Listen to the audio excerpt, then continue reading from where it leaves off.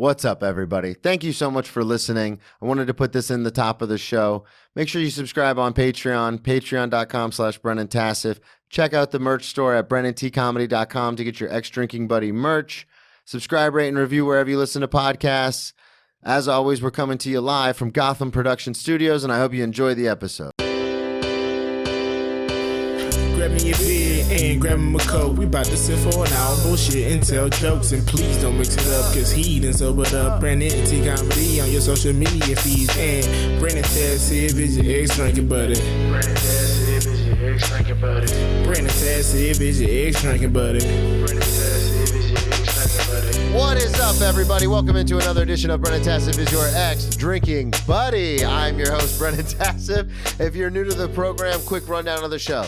I used to be everyone's favorite drinking buddy. It was my favorite thing to do, hang out with friends, get drunk, do drugs, get in all sorts of trouble, and then reminisce about those crazy stories. I am sober now, but that is still one of my favorite things to do, hang out with someone and reminisce about the crazy old days. Most weeks I'll be joined by a guest. This week is no exception.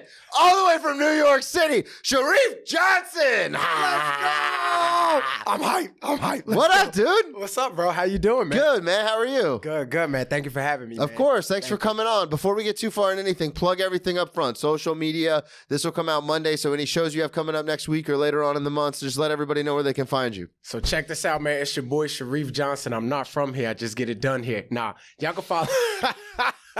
Listen, man, y'all can follow me on all That's the Y'all clip. can find me on all platforms. RIEF Comedy. That's RIEF Comedy, man. I got shows coming up. I got DC next month. I got Ohio the month after. What are you doing in Ohio? I'm going to Wiley's. I know Wiley's. I'm doing the weekend down there. Yeah, I've got a few friends that play Wiley's. Nice. Yeah, my mom lives in Ohio now. And so I went out to visit. Yeah, she has a restaurant out there, a pizza place her and her husband started. But anyway. What's it called? It's called Old Dayton Pizza in Dayton, Ohio. Yeah. I got to go by there. Yeah. I got to go by there now. They started it, though, and I went to visit, and she's like, we should do a comedy night because you're coming in from New York. Yeah. So I was like, okay, cool, let's do a comedy night. So I met a bunch of comics, of course, all of which play Wiley. So I know a ton of people out there. Where else are you going to be? Ohio, DC? DC, I'll do Don't Tell. What is that? September 28th, and then the 29th, I'm doing Wicked in DC too. Hell yeah. Yeah. Damn, man. so you're everywhere. Yeah, bro, I'm trying. Fuck yeah. Well, I appreciate you coming on the show. I've been trying to get you on for a little while. We met at the Grizzly Pear. Yeah, for sure. One of the famous McDougal Street clubs. We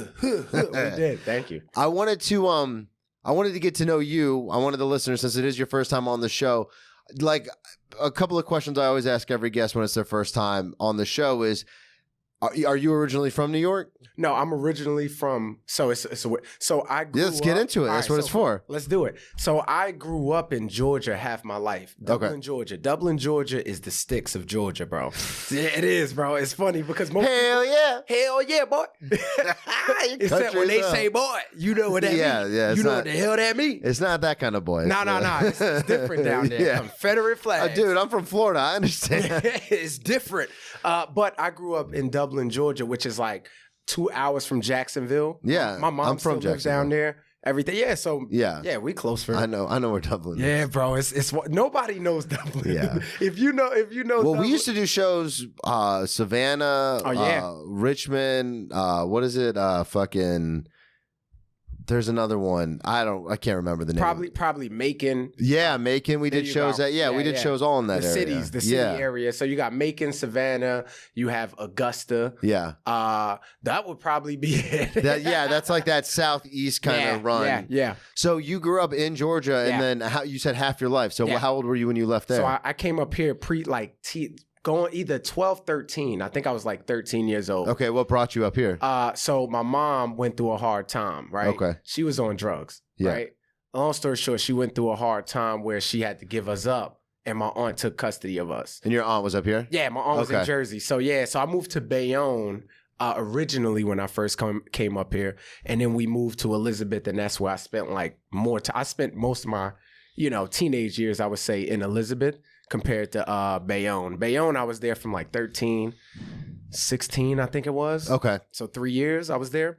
And then the rest was like Elizabeth. Yeah. Okay. And because you were just talking about you were living in Elizabeth recently until how long ago was it until you moved? That was a few years ago, though. Okay. That was about 4 years ago, I think. Maybe even 5. And so you've been in that spot you're in now for 5 years? Yeah. Damn, yeah. You told us what you pay in rent. I'd never give that spot Bro, up, man. I'm not giving that up. I don't care. I'm going to die here. Yeah, listen, I had great offers, too. Where I'm like, ooh, if I didn't have this situation. But I got this, so. I'm not leaving.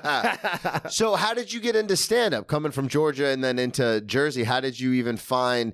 And I ask all my guests this because it is a niche thing. We are so in love with it that to us it's life. Right. But for a lot of people, it's... Like I have guests at the restaurant all the time where I'll ask them...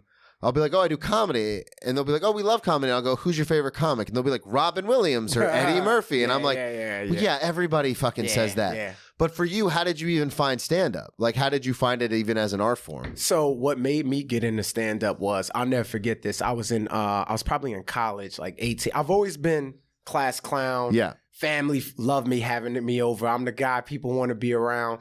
They attract. Like I love to We're have charming. I love to have a good time. No, but not all comedians. No, that's true. Most comedians are introverts, which I learned getting into comedy. Yeah. I didn't know that at first. To be honest with you, I'm an extroverted introvert. I say the same thing all the time. So it's like if I have the choice it's like, hey, do you want to stay at home and play Madden or do you want to go out with a bunch of people? I'd rather stay home and play Madden. Right. But such is our life with the job that we've chose, you have to go out. You have to network. You have to. So if I'm going to go out, I'm going to turn it on. Yeah, yeah. It's not my default, but it's what we can do. So I understand that when you're like, when I'm around people, we're fucking going. We're baby. going. We're Jerry Maguire, man. We're hot. Yeah, yeah. And you have extroverted qualities. Yeah. And because of that, I'm the same way. Because of that reason, it's something I learned to do. Mm-hmm. So because it's not a natural quality, I have to recharge. Yeah. You know what I mean? 100%. Yeah. So I do need my alone time. Yeah. You know what I mean? I got to be to myself. But so sometimes people, they're like, oh man, it must be great being around them all the time.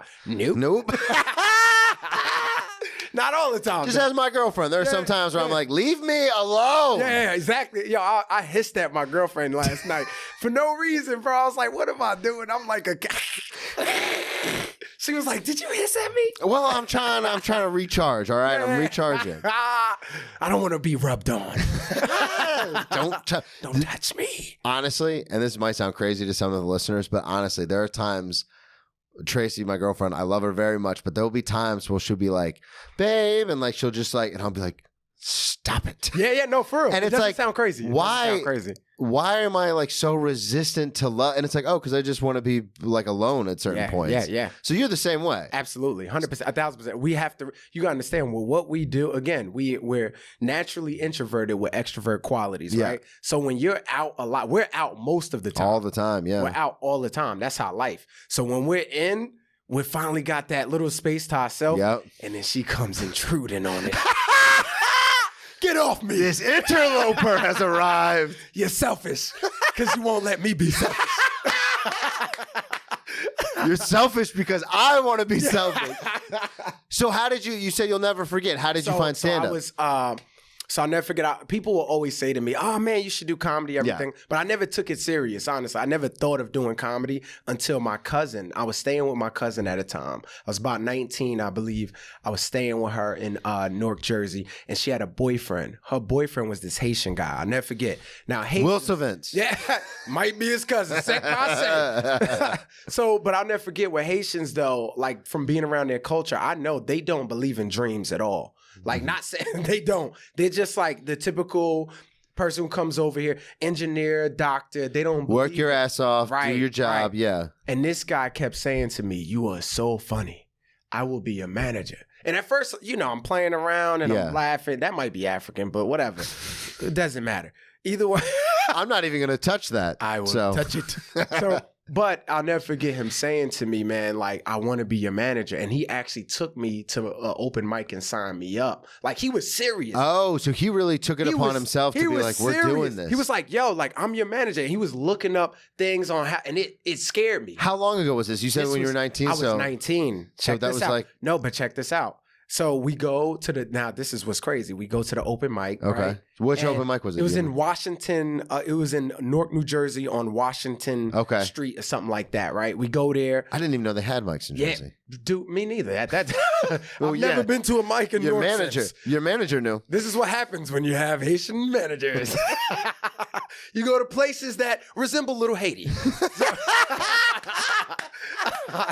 So reminds me of the big one. Yeah. So we go there, right? And long story short, the list is full.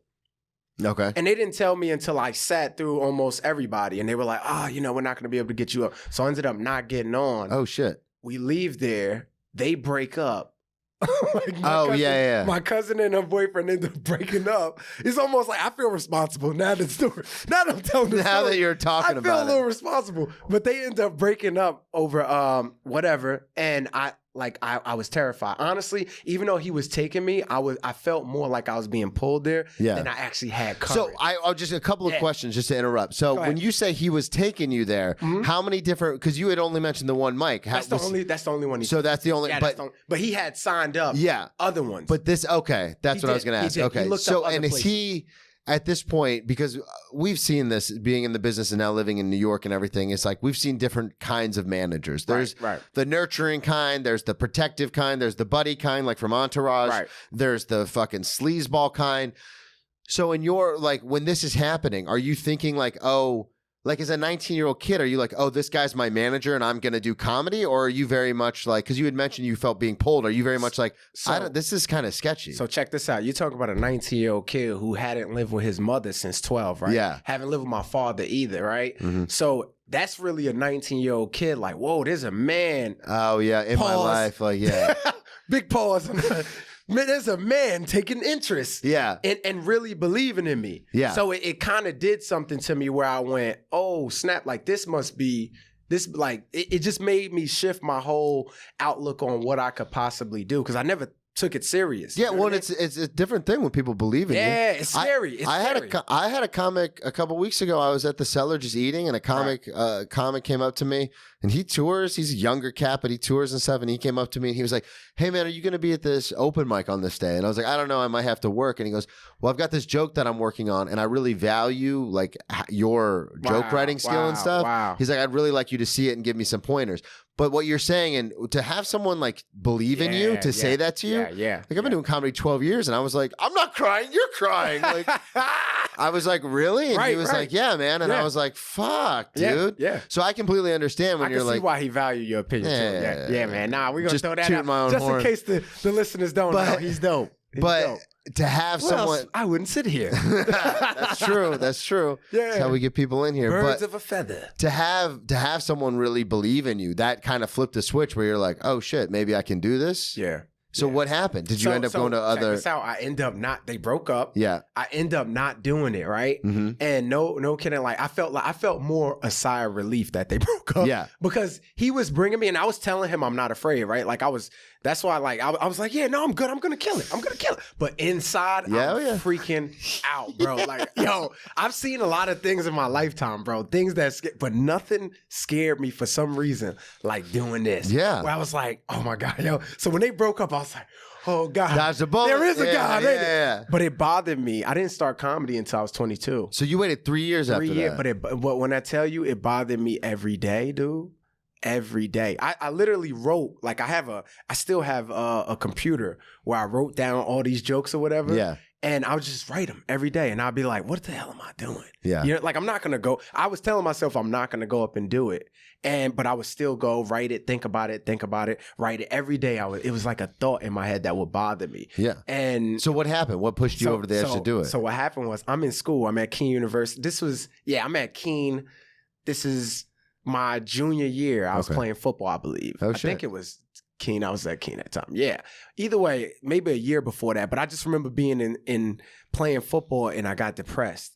And I was like, man, like football isn't it. Like I was playing football from high school because that was my identity. You know what I mean? That's who are you talking to? Yeah. Well, yeah. So I played Division I football in you Florida. Get it. You get it. You know how it is as when an I got athlete. when I say this all the time, but when I started playing football, I started in 7th grade for Pop Warner, and I hated it. Right.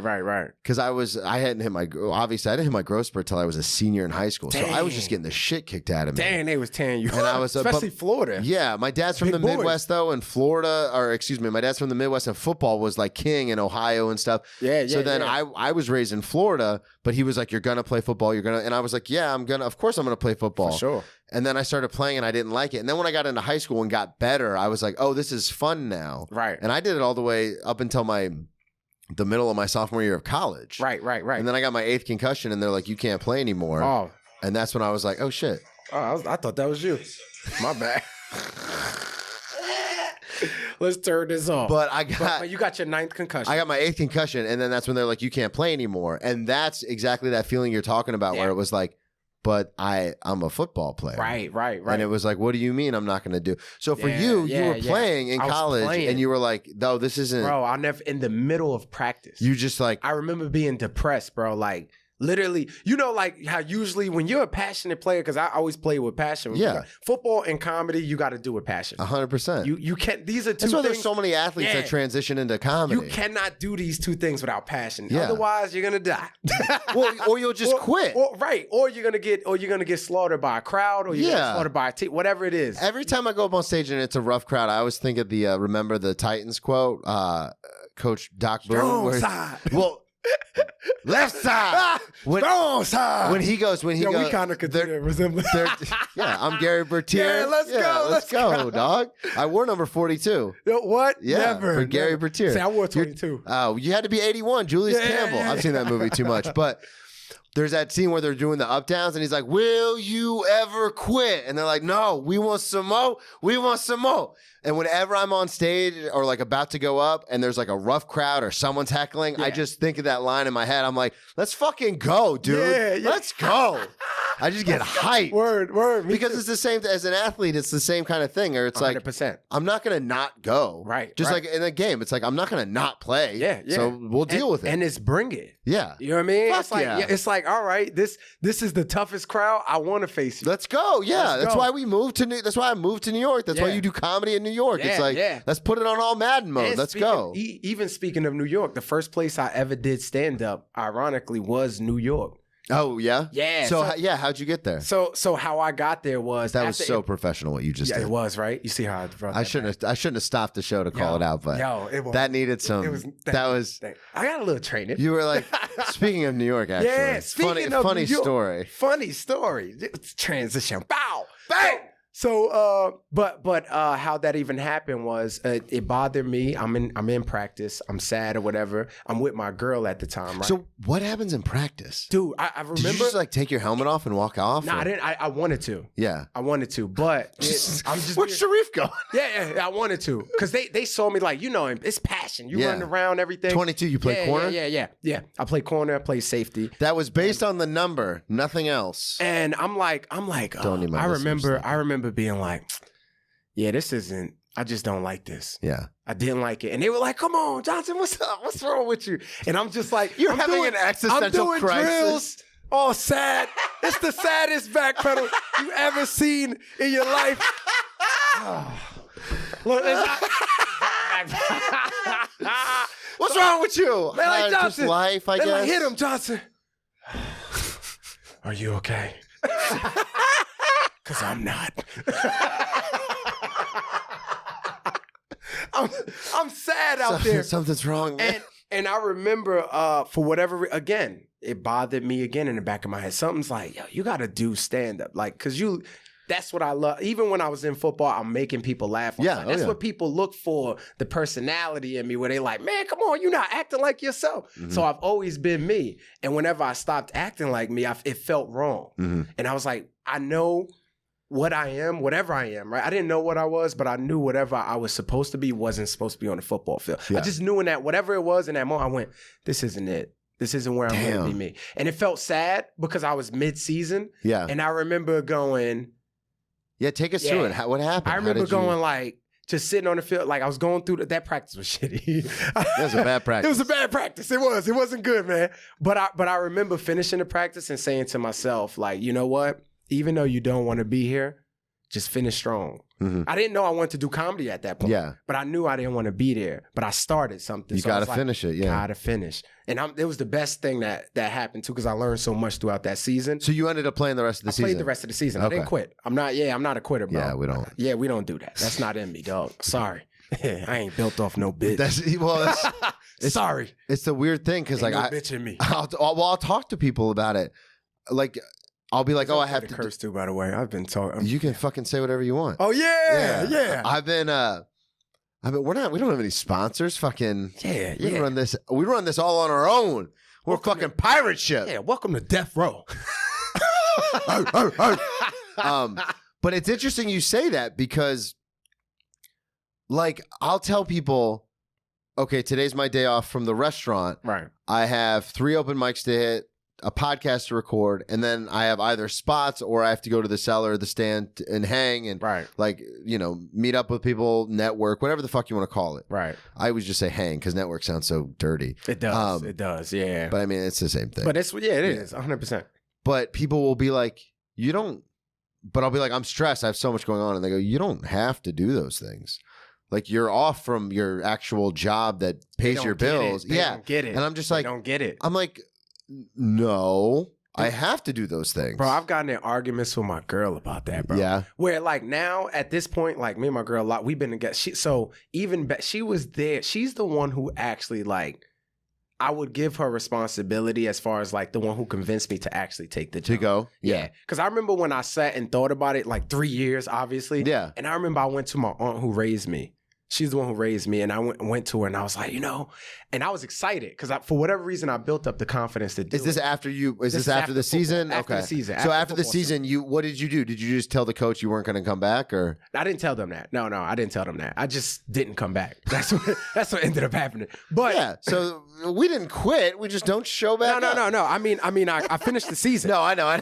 But I didn't finish my career, dude. I've quit a couple of jobs, and it's the same thing. Yeah, bro. Because like I'm not going to be like, yo, I quit. So I'll just be like, yeah, I'm just not going to come back. This is a football team, right? Yeah. These guys recruit every year. Yeah. They'll be okay. They're fine. This is not it all depends on Sharief Johnson. Yeah. If he doesn't show up, we're going to go down. So you decided. You'll be fine. Yeah. So you decided I'm out. Yeah, I decided I was out. So you finished the season, you decide you're out, and then what happens with your aunt? So I go to my aunt after the season. This is after the season. I go to her and I'm like, hey, I'm thinking about, you know what? I said, I think I could do stand-up. I want to go try it. And you're excited. Yeah. I'm excited. I'm geeked because I'm like, it's been on my mind. Yeah. 3 years, bro. And I finally built it up. And she goes, nigga, you ain't funny. Yo, straight face. And, yo, I said, we got to get your aunt on a roast battle or something. I said, nah, man, like I got these jokes. She said, it ain't for you. Yo, word up. So that night, my girl comes over. We go to the backyard. This is in Elizabeth, and we're sitting there, and I'm smoking a little hookah, depressed. You know, back to being depressed. You're depressed. So I'm like, again, because something's telling me I can't be me. I don't realize it at that time, but in hindsight, that's what it was. Yeah. So I'm like smoking hookah sash. She's like, what's up? I said, nothing. I just had a stupid ass idea, you know. I thought about doing stand-up, dumb me, right? And she went, you're funny as hell. You should really do. She went. You should do it. She's like, slow played. She got excited. You were like, stupid idea that I had, and she loved it. She got excited. So I'm like, yeah. Funny. You really think so? You really think so? So I go online that night and I Google clubs in New York. Right? What year is this? This is whatever. I don't know the exact year, to be honest. All I knew was I was 22. Okay. I don't know what year that was. I'm 30 now, by the way. So that was 8 years ago. So that would be... Yeah, 2015. 2015, exactly. Yep, that was the last year. Yep, that makes sense. 2015. So... I thought you were trying to like slow play, like you didn't want to say your age. So I was playing along, and then you were like, 8 years ago, and I was like, oh, okay. Easy. No, I don't mind. I've had people on where they're like, I was like, so what year was that? And they go, don't worry about it. And I'm like, nah, bro. We're comedians. I'm like, yeah, we what gotta do you? be open, bro. Yeah. That's for actors. I'm an actor too, by the way. But they. Yeah, you were with fucking Seth Curry. Yeah. Shouts out. Come on, Seth. Come on, my boy. Tell him who got you right. Let him know. Did you actually get to hang out with Seth Curry? Yeah. We hung out and everything, bro. It was dope. Seth, you can come on the podcast too, man. He light skinned though. His brother got $1 billion deal. So you know. Well, you know what they say. You know how it go. Whenever somebody gets success, it's not you who act different. It's the people around. Oh yeah. He acting like he got $1 billion. You ain't get $1 billion sets. I said it. When my family comes up, I'm doing the same thing I was doing in Florida. But when my family comes up to visit me, anytime we go out, they're like, do you know my brother? He's like a famous comedian. And I'm like, you need to stop that right now. Yeah. This is embarrassing. Right. They do the same. My family do the same, especially now that I'm on quick plug TV show. I'm on Power Book 3, Raising Canaan. Hell yeah. I have a recurring character. I'm going on season 4 now. Fuck yeah, dude. Yeah, bro. Congratulations. Thank you, bro. And what's crazy about that, my family do the same. They'll be like, have you seen our son? Right. They'll go, like, for no reason, I'll be like eating at a restaurant and they're like, hey, do you know he's on Power, right? And the waiter's like, is he going to tip me like he's on Power? Yeah, right? Is he going to show me that he's on Power? I'll be like, I'm powerless. So your girl gets excited about the comedy thing. Yeah, she gets excited. Are you still with her? Yeah. Damn. Yeah, bro. That's awesome, man. Yeah. 10 years, bro. Ride or die, dude. ROD for sure, man. We grew up together. You know what I'm saying? For real? Yeah. I mean, we got together at 19. Damn. You know what I'm saying? So, yeah, bro. Well, That's she was so 19, awesome. I was 20. Yeah. 19, 20. But I say this a lot, and it's one of those things where the one cool thing about being with someone for that long when you're young is you grow up to, like you just said, you grow up together. It's cool and uncool. Yeah. It is. Yeah, I guess that's true. I'm being honest with you. I'm not gonna come up here and sugarcoat nothing, dog. Like there are pros and cons. It's pros and cons, but I think it can be a beautiful thing. Like anything else, everything that's dope requires a lot of hard work. Oh yeah. So if you can manage to, because you're growing together, right? So y'all there's a lot of forgiveness on both parties, to be real, when you get done, when you're younger growing up, because y'all gonna make mistakes. Yeah. Bro.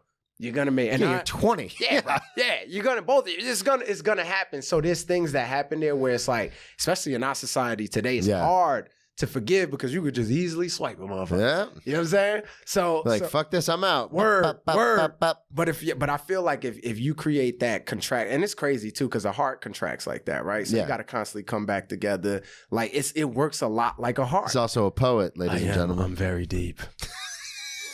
What's deeper than me? The ocean. I was gonna say the ocean. Damn. So where did you? The galaxy. Where did you end up? Oh man, we're off track. Yeah, I'm sorry. Where did you end up? We're off the rails. Where did you end up? That's how you know it's a good podcast. Whenever you go off the rails, it's great. Yeah. When I'm not like checking, like, God, how much time do we have to fill? I've had guests where I'm like, all right, come on. We got 10 more minutes. Let's get there. So how did you end up getting into New York? Like, how did you go do comedy? Did she go with you? Like, what happened? She did. I Googled comedy clubs in New York, right? The first club that popped up was I thought it was New York because I Googled New York Comedy Club. Yeah. And I thought it said New York Comedy Club, but I ended up actually hitting up Greenwich Village. Okay. So wild story, bro. Wild story. But so I ended up down on McDougal, baby. So check this out. Again, now I reach out to them. I'm excited, right? I hit them up. I go, hey, do you guys have? I lied too, by the way. I said, hey, I'm a comedian from out of state. Do you guys have any space on your show? I'd love to just drop in. I'm in town. I would love to drop in, do some time. You lying. Bro, I swear, I wish I would have saved that damn email. Or maybe I do have it. Yeah. But they actually wrote me back like, yeah, come on, we'll put Holy shit, for real? Bro, on my life. I did Clayton Fletcher. Shout out to Clayton Fletcher, man. I haven't seen him in a while, but I ended up doing his Saturday night show. Right? It was like a house. I think that's like a house show or something. Yeah. Yo, so what I didn't know at the time that I know now, right? I was like, what the fuck? Because I really wanted them to say no. Yeah. That's why I reached so big. Because I'm really trying to run away from this. Even though it looked like I'm facing it, I'm scared. It's like Mike Tyson, right? Yeah. He said he was scared, but he was knocking people out. That's how I felt facing comedy when I first did it. I was terrified. Sense, yeah. But I was like swinging hard at it. But I wanted them to turn me away, but they didn't. They said, yeah, sure, we got a space Saturday night. Are you available this date? I went, fuck, yeah, I am. Actually, I have nothing going on, so Right, yes. yeah. So now, no football's over. So I have nothing. yeah, I'm depressed. Let's go. So Are you okay? Are you okay? Because I want you to know when I come to your stage, I am deeper than the ocean. Galaxy. So they say yeah, and I tell my girl, and she's like, oh, she's like, yeah, we gotta. So she does something that scares the hell out of me, right? To this day, she goes, I'm gonna get everybody together. Yep. So she goes and she collects like a group of friends, family members, about like 8 or 10 of us that get together for my first time, bro. And we go there, and I'll never forget. I forget what's her name. I will forget her name, but it was a lady host, and we went backstage before I went up, and she came up to me and she goes, you ready, man? You got people out there for you. It's a hot crowd. And I said, I've never done stand-up before. You openly admitted it. I did. I did. And she goes, oh, we got one of those guys trying to be funny off stage. And I went, but she thought you were doing a bit? She thought I was doing a bit. Oh, she looks, but she knew. She sees the fear in your eye. Fear, dog. Yeah. She saw it. Because when she went, oh, we got a fun. And I was like, I'm not kidding. I'm for real. I am shallow now. I used to be deep. Now So I'm she like goes, the pool. now I'm like the pool. And then she goes, all right, well, just have fun. Just have fun out there. Yeah. She goes on stage and she goes, all right, next comedian coming up. I don't know what's going to happen. She threw you under the bus, bro. She did. Rightfully so, though. Yeah. Because they probably thought I was better than what I was. Because I walked in confident. Why would they think that? Because you emailed them and said, I'm a comedian from out of state? And I was a black guy with a lot of energy. You know, they're like, oh, he's got to be good. Black people don't walk in with that much energy if they ain't good. Does he know Derek Gaines? This is going to be great. He has to be good. So I went up there, and actually I had... He has to be good. He has to be good. No way. He's Statistically speaking, he's going to accidentally be good. Yeah, accident. And you know what, though? You were accidentally good. I was accidentally good. I wouldn't say it was like, I wasn't no professor. I'm nowhere near where I am now. Yeah. Of course, that's your first time. But I went up and I had fun. I was a lot more carefree than I thought. I remember going up, feeling my heartbeat through my throat. Yeah. You can feel it up here, yeah. Bro, to this day. You can get away with a lot more having fun, though, than you can being stiff trying to do your written material. Rookie mistake. Yep. I made a rookie mistake because I went up there, I wrote stuff down, and I forgot it. Yeah. So you were just having fun. I was having fun, and then it went great. Yeah. It went great. I had fun. I improv some great moments off the top of my head. Things where I was like, "Oh snap, I could do that." Yeah. That was and I remember I got off stage, and I said to my girl, she was like, because she was excited. You did great. Yeah. Yeah. And I went, yeah. I'm gonna do this forever. I'm quitting my job. She immediately was happy to like, okay, you're having fun. Take a breath. Calm down. Yeah. I was like, no, I was depressed before. I'm happy now. I'm happy now. This is where I'm supposed to be. It's so hard to explain that to people. Yo, if I go more than like 3 days without touching a microphone, you get sad. You get moody. You get moody. And it doesn't even have to be stand-up. Like, I mean, I prefer to be stand-up, but even like the podcast and stuff, like I'll do 4 or 5 open mics in a day just because it's like, especially when you have a new bit and you're like, oh, this is working. Like, I got to get this right. Right. And then you want to do it on a show, so you just start repping it out. Mm-hmm. There's not a better feeling. You know who book I just read? Rick Rubin. I have that book. I bought it. I haven't read it yet. That book is fire. I got to read it. It's called The Creative Act. Yeah. Yeah. That book, basically the gist of that book for creators is create or die. Yeah. Like that's where we've put ourselves. Did you ever read The War of Art? I've never read The War of Art. So that's Stephen Pressfield. That's a good one too. I gotta write that. That one is very much, it will make you feel like a lazy piece of shit no matter how much you do. Because it's like, the whole premise of that book is like, just sit down and fucking do it. Oh yeah. Because you know, our biggest thing, for me, I can't speak for everyone, but my biggest thing is like, I'm always waiting for inspiration to come to me. So like I'll do things. You have to live your life in order to write. They have to go hand in hand. But I won't just sit down at the computer. Like whether it's cutting clips or the podcast or whatever, it's hard for me to just like sit down and do it. Yeah. And that whole book is like, get off your fucking ass and sit your fucking self down right in front of that computer and go. Yeah. Like stop making excuses. Do it. Mm-hmm. And that. Because how many times have you been like writing or whatever, and like before you're like, I don't really want to, and then when you sit down and start doing it, you're like, okay, here we go, I got something, like let's keep going. Almost every, and it's so funny, man. Almost every time I've not wanted to do something and I've done it, it turned out great. Yeah, like comedy. Almost every time. Yeah, exactly like comedy. Yeah, so it's Every like time. So then from there, you dedicated everything to stand up. I knew right away, bro. As soon as I got off stage, I was like, yo, this is me. I don't know. And mind you, I've had highs playing football, playing sports and everything like that. But something about this click for me went, oh no, this is what I say it all the time. You were made to do, bro. Like football was fun. And to be honest, I did football for the wrong reason, right? I did football. Why? I wanted to make money and I wanted to chase chicks. Yeah. That's really what it is. You know what I mean? And it gave me a clout. Where it was like, oh yeah, it gave me this identity. When I was in college, you walk into any room. I played at a Division I school in South Florida. You walk into any room. I remember, I'll never forget this. Shout out to Jason Harmon. He was our tight end, played in the league for a little bit. I'll never forget. Freshman year, he was a year older than me. We walked up to a bar, and they were like carding everybody. And I go, hey man, I'm only 18. Like I don't know if I can get in. And he looked at me in the face and went, dude, we're football players. We can do whatever the fuck we want. And I was like, right. Really? Right. And didn't card us or anything. We just walked right into the bar and I was like, let's go. Yeah. The privilege of a football play. And that's the thing, even speaking of that, because I know you played D1. I was recruited to Temple and Duquesne. Okay. Right? Yeah. That's another reason I was kind of sad even going to Keene too, to be honest with you, because I felt like I was more of a D1 player, but I went there because I had a son in high school. Yeah. So I'm from Elizabeth, Keene is in Elizabeth, so I didn't have to worry about housing and stuff like that. And even though they don't have scholarship, they have ways where they make Yeah. If you're a good player, they don't have scholarships. They have grants. If you're a good player, you ain't playing. You ain't paying nothing. Yeah. You're not paying unless There's you want to so many pay grants. Something. Yeah. So they had like which was dope. They had like a daycare for my son, everything. They hooked it up. Bro, they hooked it up like a tow truck. It was dope. Yeah. It was really I tell dope. people all the time, like if I could go back and do it again, there is a part of me that's like, I had offers from D2 and D3 schools, but it was like the same kind of thing. Like the D3 schools are grand. It's ego. It's all ego. That's why I moved to New York to do comedy. It's ego. Right. It's all ego. It's ego. It's like I can handle it there.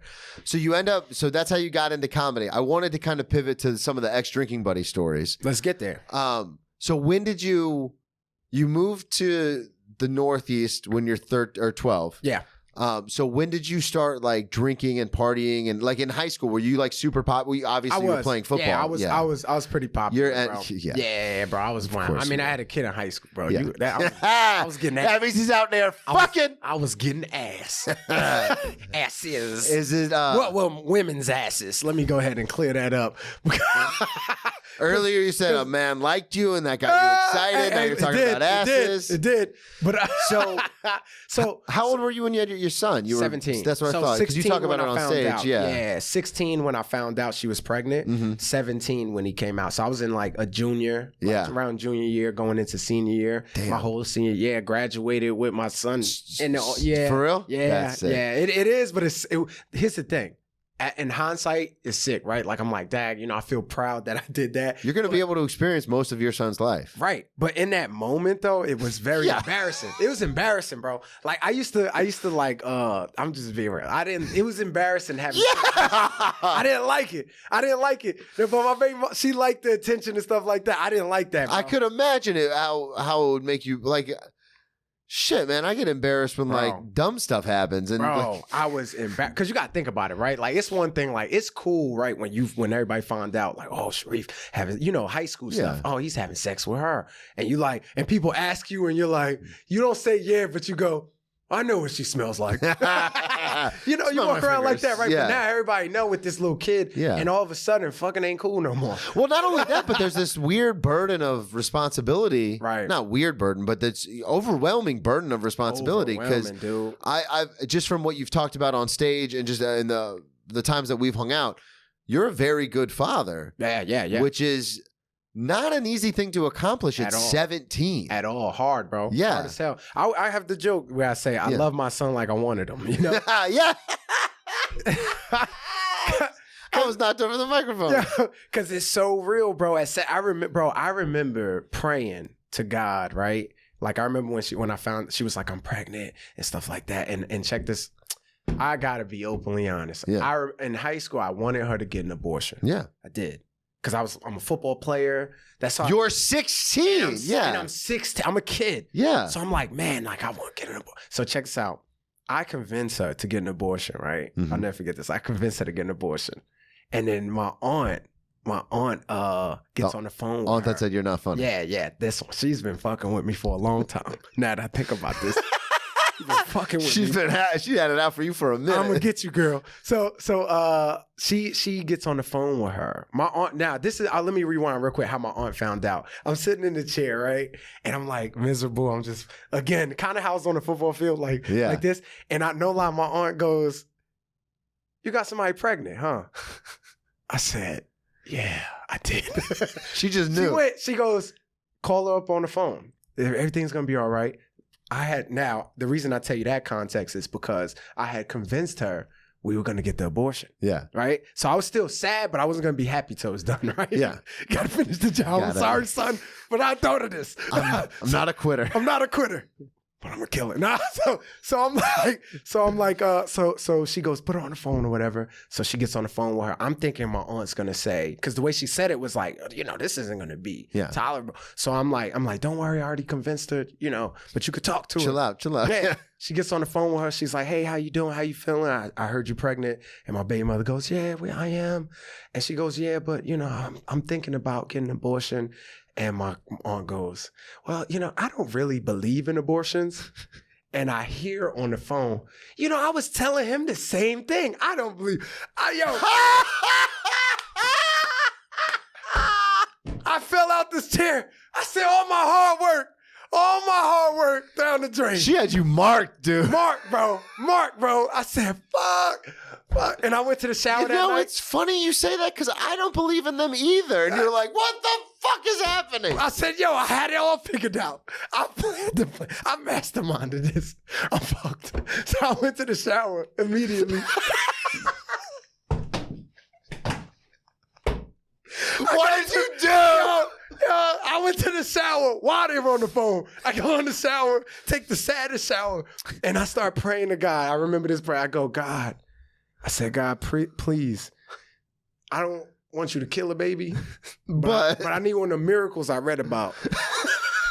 I need you to take that baby and put it in somebody who needs it. I don't need it. That was a real prayer at 16. It was a real prayer at 16. I said, please put this baby in somebody who needed it. But I tell you what, hindsight, I needed him. Yeah.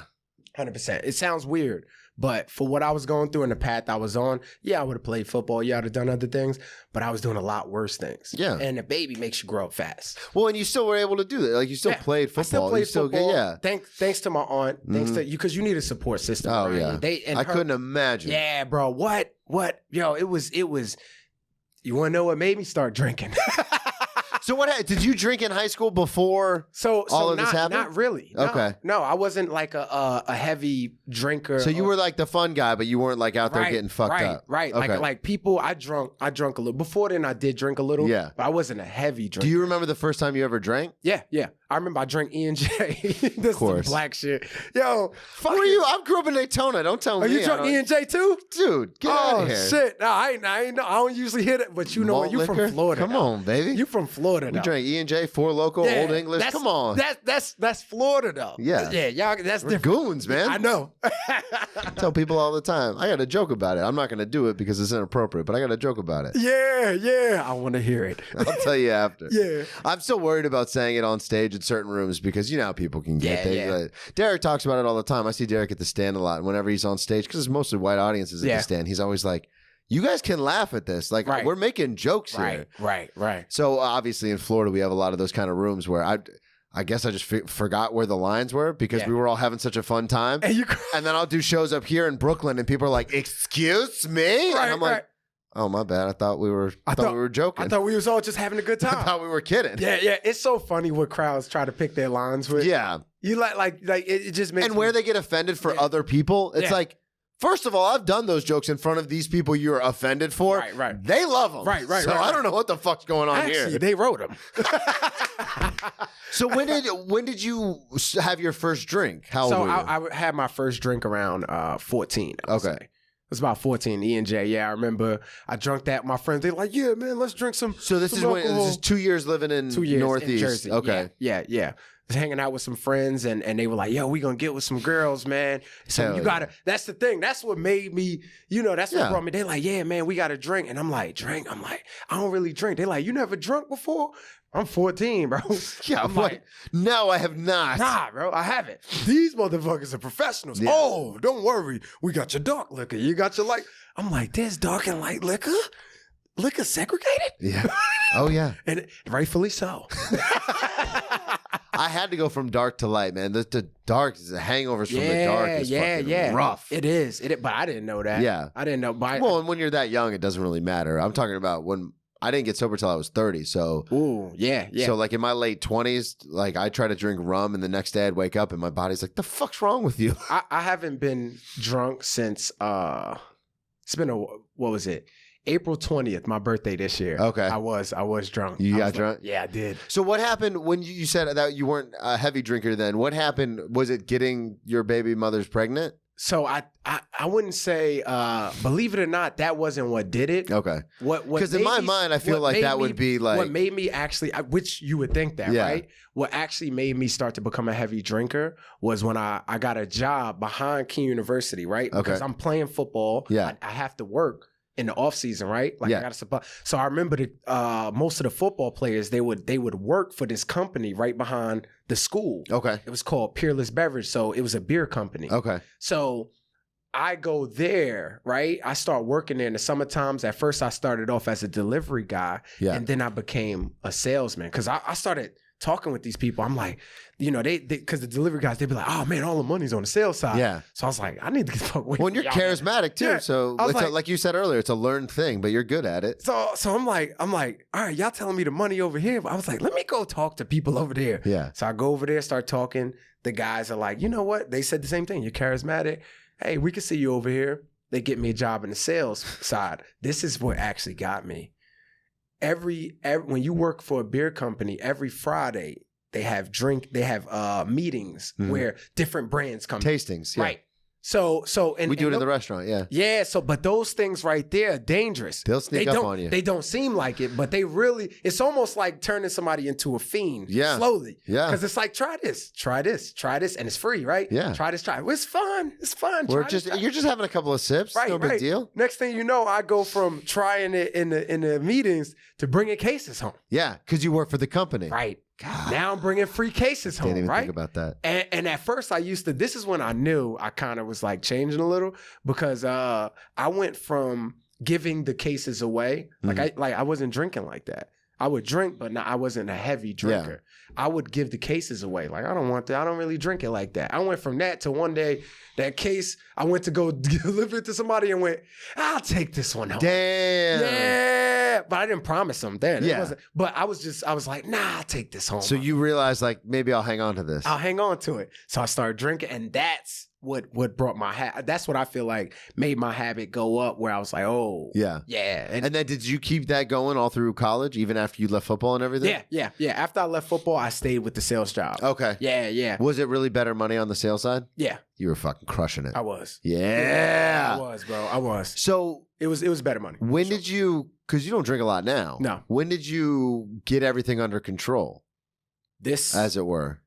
Like drinking wise? Yeah, like so you went from not drinking to like having it on occasion, and then when you're like what, 19, 20, 21? So I'm gonna say around, for me, 25, maybe even 26, 29. It wasn't a long period. So it was like from like 22 to like 26. Right. You were like really getting after it. Yeah, I was going crazy or something like that for a few years. Yeah. And then I got it under control, where I was like, all right, I'm not drinking. Well, what happened? Every day. So there's always a reason. Yeah, there's a few reasons. All right. So I went out drinking with some friends, right? Yeah. Of course, that story always starts so crazy. I went out drinking with some friends. So we were gonna have a quiet night, but we decided to go out. They're like, "Yo, let's go to the city. Happy hour." They got this. There was some place in the city. Yeah. Happy hour was like, it was so cheap. It was all you can eat, all you could drink.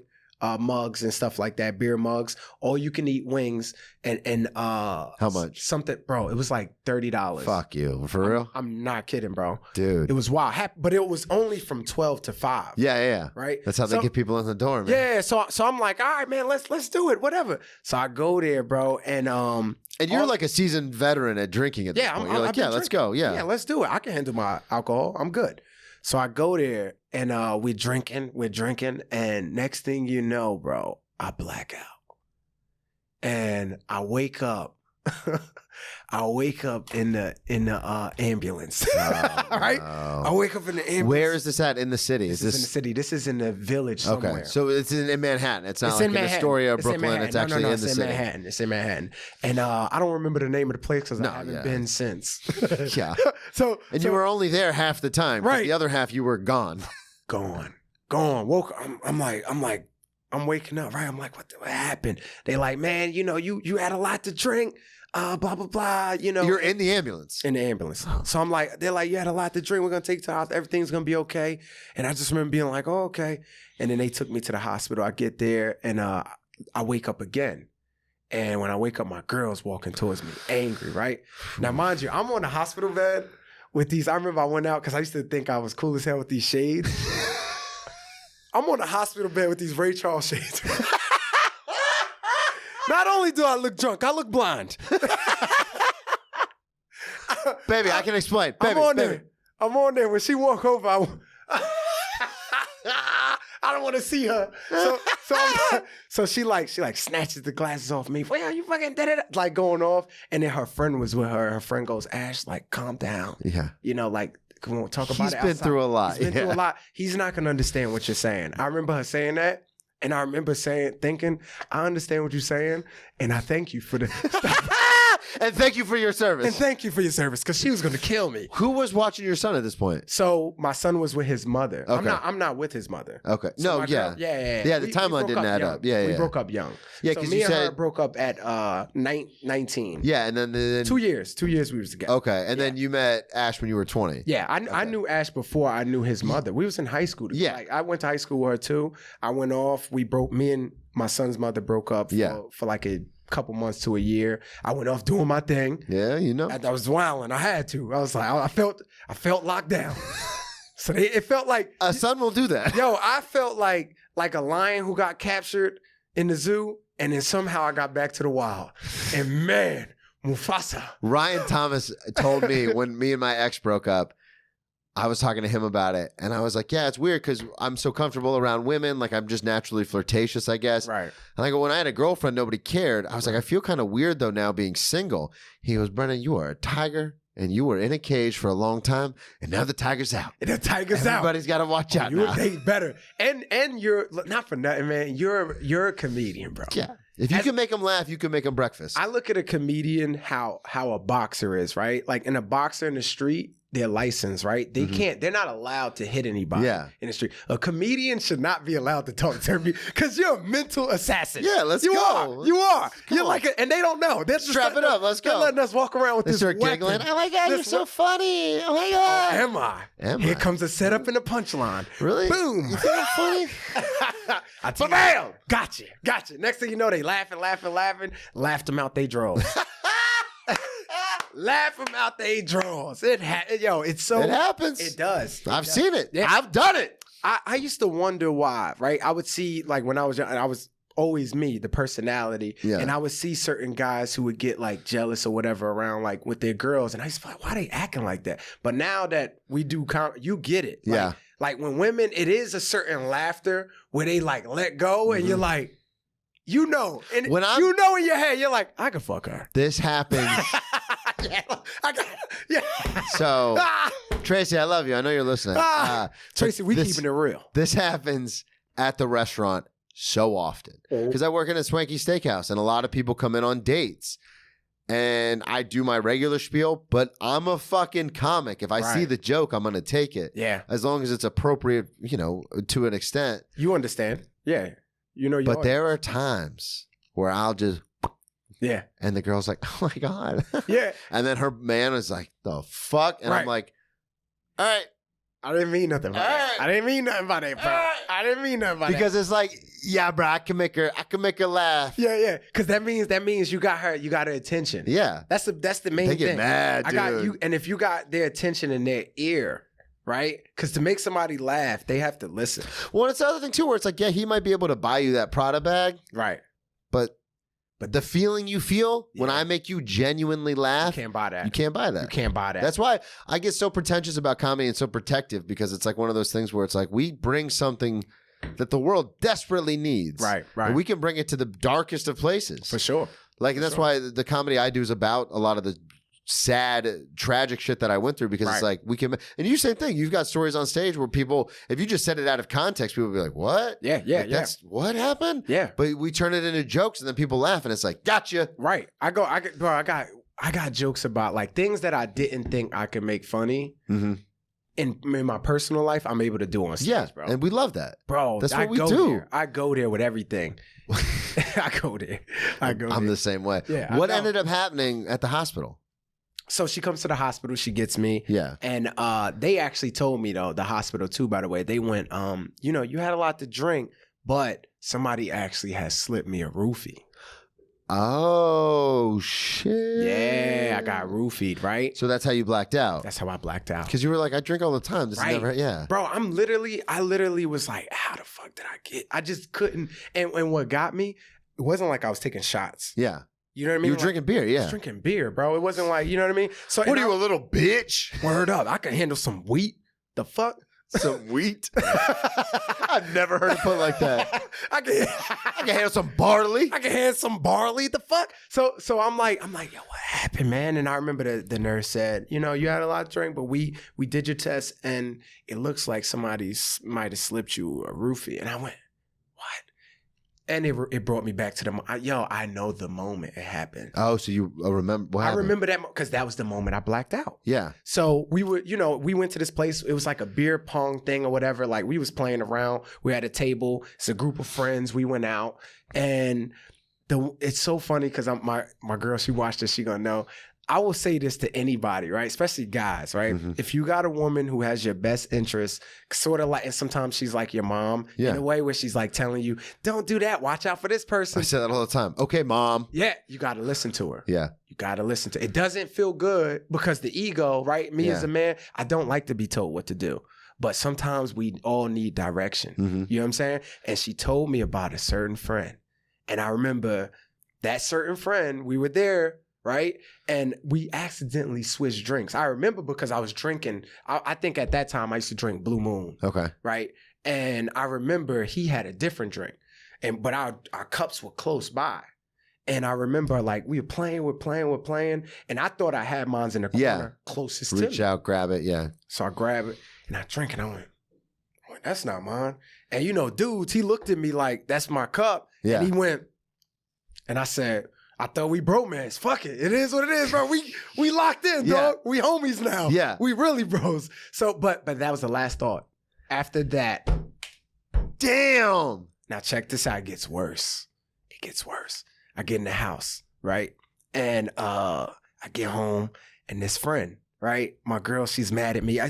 She was mad at me. We talked about it and she kind of forgave me, but she was like, look, you can't be out here like that. She gave me the talk, but at the same time, she let it go, right? We're me and her on the bed and my friend calls up and he goes, yo, what's up, man? And I got him on speaker because I'm with my girl. So he goes, hey, man, what's up? You all right? I said, bro, where was you at? Because they had left me. Yeah. I woke up in the hospital, no friends around. You know what I mean? Right. I know. Yeah, I know. I woke up. Everybody I went out with, none of them was there. Right. And one, because it was his friends. It wasn't my friend. He invited me out too. Yeah. But that's my own responsibility. So I'm on the phone and he goes, hey man, you all right? I went, you tell me, like, what happened, bro? I said, last thing I remember was the drink cup and everything was there. He goes, man, who you around? So she on speaker, he on speaker. So I go, hey man, I give bro code. Hey dog, I'm around, I'm around my girl. So anything you can say to me, you say to her. Yeah. You can say to us, it's all right, it's cool. Say it. Bro code, don't say shit. Yeah. That's basically being like, you better not fucking say anything. Don't say shit. This motherfucker goes, man, you was kissing all over this white bitch, man. Oh, boy. You was kissing her, dog. I got up, I started fumbling. I said, yo, chill out. So now I start arguing. This goes back to when your aunt was on the phone with your baby mother. Right. So you're like, what are you doing? What are you doing? I said, what the fuck wrong with you, bro? What you doing, man? I said, but I really didn't remember. Yeah. At all like that moment. Because he roofied you. Right. So I'm like, what the fuck, bro? Like, I don't know what you talking about, man, blah, blah, blah. So now I hang up now I'm in World War III. Right? And I'm like, no. It couldn't have been that. So I call him back to get. I was drugged. I don't know. So I call him back to get the story. What happened? He breaks it down like, because mind you, the dude who's telling me the story, who brought me out, who wasn't a good friend, he was telling me to come out. It's a boys trip. Yeah. He ended up having his girl and her friends come out. Okay. Something I didn't plan or know about. Yeah. I wasn't aware of that. You know what I mean? Yeah. So that's another red flag. Yep. You know what I'm saying? But I wasn't young, dumb, not really paying attention to it, thinking I could stand close to the fire and not get burnt. Yeah. No, you can't. You're Nobody's gonna get burnt. above that. Yeah. Nobody. So I went anyway. I go, what happened? He tells me the whole thing. Our friend was there and I was trying to kiss on her. He made it as if like you were pushing up on her and you made her uncomfortable. Right? So now here I am. I'm angry. Yeah. With myself because I'm like, nah, I'm not. I don't move like that, bro. I'm not that guy. Yeah. So I hit the girl up because she had been following me on IG. Yeah. So I'm like, yo, she's following me right here. So I'm like, let me hit her up and apologize. So I hit her up. I said, hey, look, I don't know what happened last night, but I heard I made you uncomfortable. And if I did that, just understand I was out of my mind. I don't know what was going on. I apologize. Listen, I'm like, apologize. She went, no, everything's fine. she goes, no, everything's fine. It wasn't you. Like she went, I wasn't uncomfortable. She went, we just ended up leaving you there or whatever. And I went, really? I was like, what was I like? What happened? Like, what made you guys leave me? Like, did I make you? And she went, no, she said her and her friends left first. And then I guess they had, his girl called them out. The guys, left after, me, and they just left me. Damn, man. Yeah. So that was like that was the moment where you were like, yeah, that was the moment I went, okay, I can never get. Number one, I never really liked drinking, getting fucked up. I hated hangovers. Yeah. I haven't had a hangover forever. Yeah. I hate hangovers, bro. I absolutely do. And I remember going, nah, dog. Like I come from a background of I grew up in alcoholic home. Yeah. You know, my mom. That's what you're saying about your mom. Yeah. My mom and her boy, they used to fight, get drunk. Yeah, fight. you don't want to. You know how it is. Yeah. So they oh, do I? Bad. So I used to cut off wrestling to watch the real shit. Yeah. Fuck The Rock. My mom is smacking shit down. If you smell. Dude, this is so much fun. Yeah. Thanks. You got to come back on. Oh, definitely. Plug everything one more time. Let everybody know where they can find you. Hey, check this out, man. My name is Sharief Johnson, man. Y'all can find me on Instagram, Facebook, Twitter, everything RIEF comedy. I'm working. I'm on Power Book 3, Raising Canaan right now, going on to season 4. I'm working on something special to film for YouTube too coming up because I'm about to get my YouTube jumping, bro. Hell yeah, man. Yeah, so be on the lookout for that. I appreciate y'all for watching, man. Thank you. Thanks for coming on, dude. Thanks for having me, bro. Thank you, everybody, for listening at Brennan T Comedy on all social media, BrennanTComedy.com. Check out the One Man Show on Patreon, and we'll talk to y'all next week. Hey.